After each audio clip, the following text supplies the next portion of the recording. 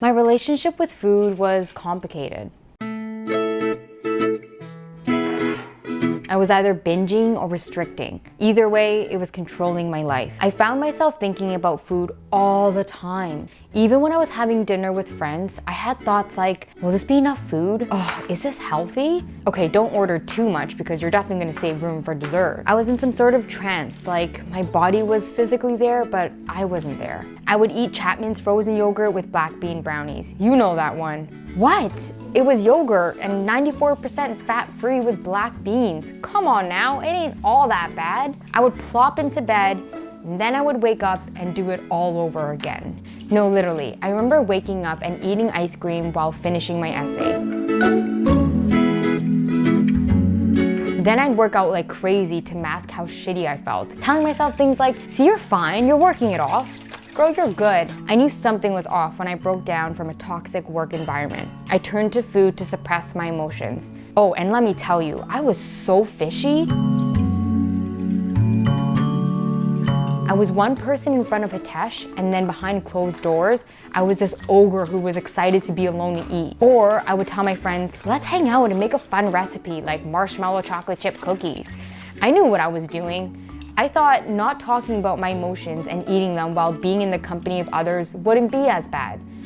But I was so wrong about that. It just got worse. I didn't want to be around anyone because I had so much guilt every time I told myself I would be better today, but then fell back into the hole. Who would want to be with me? Ugh. I now realize I turned to food because I suppressed my emotions and pain. I didn't feel safe talking about my emotions, so I turned to food for safety. And what pain was I running away from, you ask? Well, I wanted so badly to express what I was feeling, but I really didn't know how. I just remember the feeling of wanting to be loved, but couldn't allow people to love me if I didn't love myself. I just couldn't.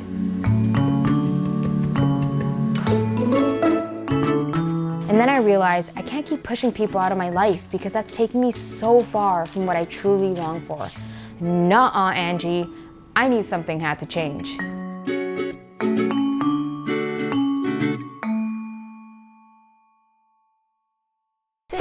The first step I took in healing my relationship with food was admitting to myself that I was repressing my pain and resorted to food for pleasure. I knew that there was something that had to be dealt with internally, and I was ready to be the learner of my internal world. Hold on, before you stop watching, what I mean by that is coming back home to myself because I was so far gone. The only relationship I knew was with food. My binge eating habits was coming from my thoughts and my pain that I wasn't addressing. So I'm gonna share with you guys this circumstance model that my coach Catherine had shared with me. I'll leave the link below. This, guys, is a game changer. I'm just gonna quickly walk you guys through it. It starts with the circumstance, the thought, the feeling, and then the action, which leads to the result. Now, stay here, guys. This is the part that I was like, what?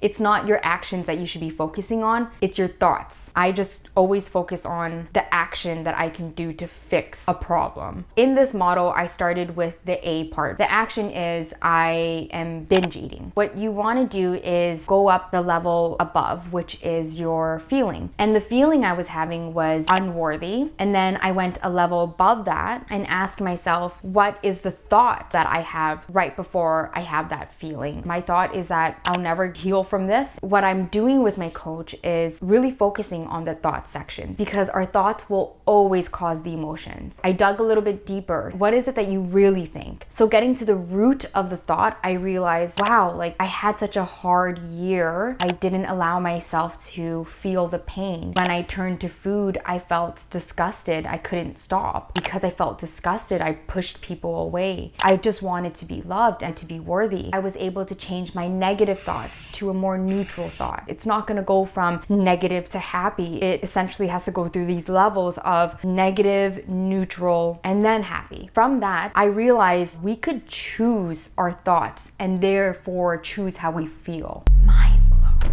Every time I'm in this session with her, I'm like, holy crap, I'm taking so much information right now. How can we put that into action? I'm gonna say something that made me really uncomfortable that my coach told me. The answer is slowing down.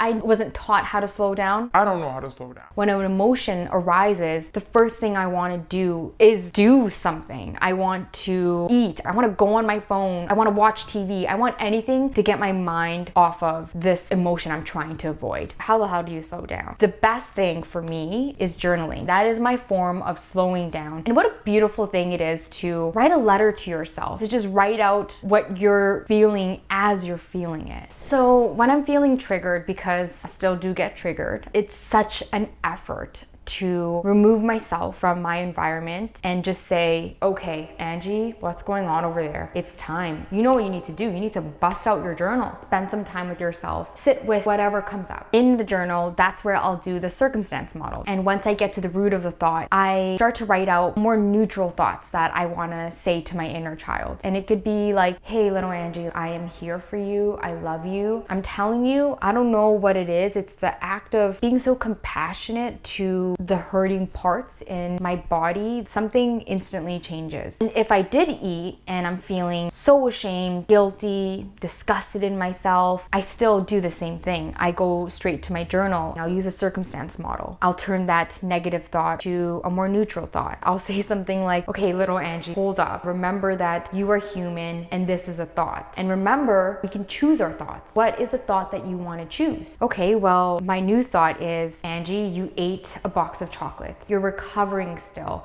You've been doing this your entire life. You're gonna fall back, and that's okay. And usually by the end of my journal entries, I know what's good for my inner child. Journaling has become a safe space for me to feel my feelings, to do the circumstance model, to start off with these negative thoughts that then go into these neutral thoughts. It's just this transformative experience that happens on page. Even if it's the most simplest meal, if I'm going a little bit extra with it, for example, like my oatmeal, because I put so much effort into it, I eat it with so much pleasure and appreciation for the food. I'm like Julia Roberts in Eat, Pray, Love.